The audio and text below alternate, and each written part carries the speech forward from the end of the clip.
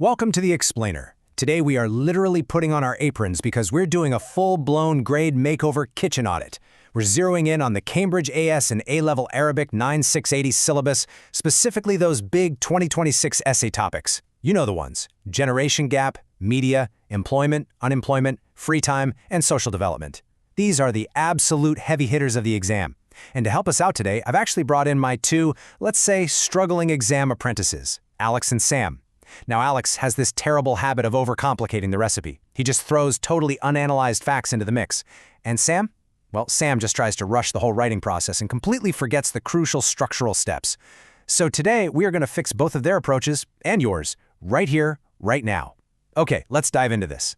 First up, listen to this. This is a direct, honestly kind of dramatic warning straight from the principal examiner report. It says, candidates consistently confuse key terminology and fail to apply the correct approach for the context given.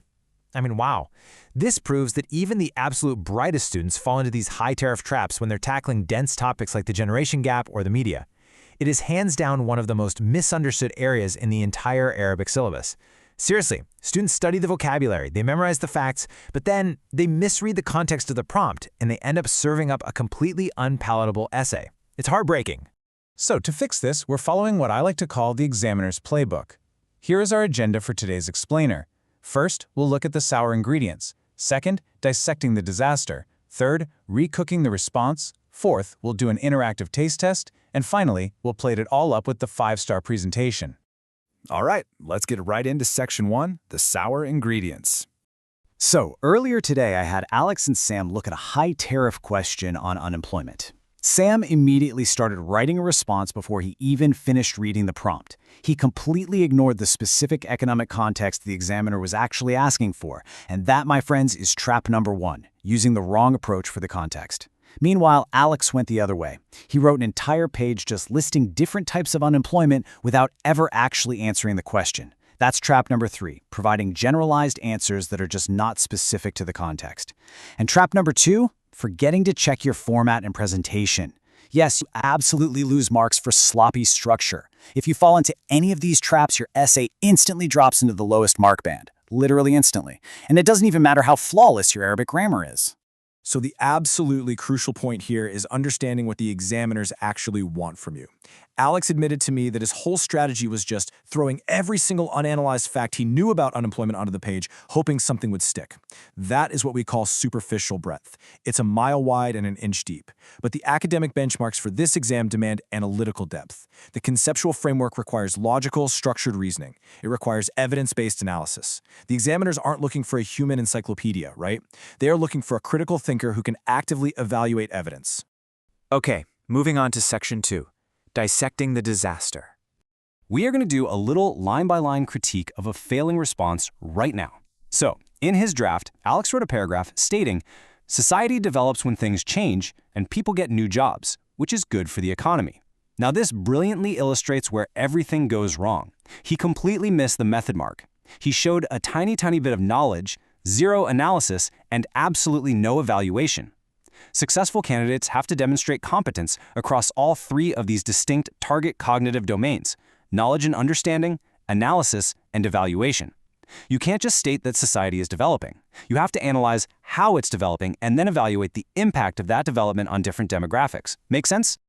All right, well, we've definitely identified the disaster here. Now we enter Section 3, recooking the response. But hey, really quick, before we rebuild this paragraph together, if you want to stop serving up average grades and finally unlock the secret recipe for that A star, make sure you subscribe to Ace the Exams at the handle at Ace the Exams right now, and definitely hit that notification bell. We are constantly releasing deep dives into the hardest Cambridge syllabus topics to keep your grades top tier. Okay, back to the kitchen. So Alex and Sam tried to rewrite their paragraphs, but they hit a massive roadblock with their sentence flow. They had the right ideas now, sure, but the transition from analysis to evaluation was just completely broken. To fix Sam's problem of rushing and Alex's problem of rambling, I stepped in and introduced them to a really structured flow, the 6-step procedural framework. The examiners literally award marks for this exact process when you're tackling unfamiliar contexts. Step 1, deconstruct the question. Step 2, extract relevant data from the stimulus materials. Step 3, select your analytical framework. Step 4, execute with clear notation.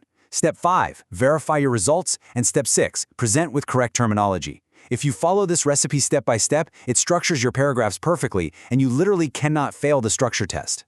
Now, I need to sound a massive examiner alert right here. Explicit terminology.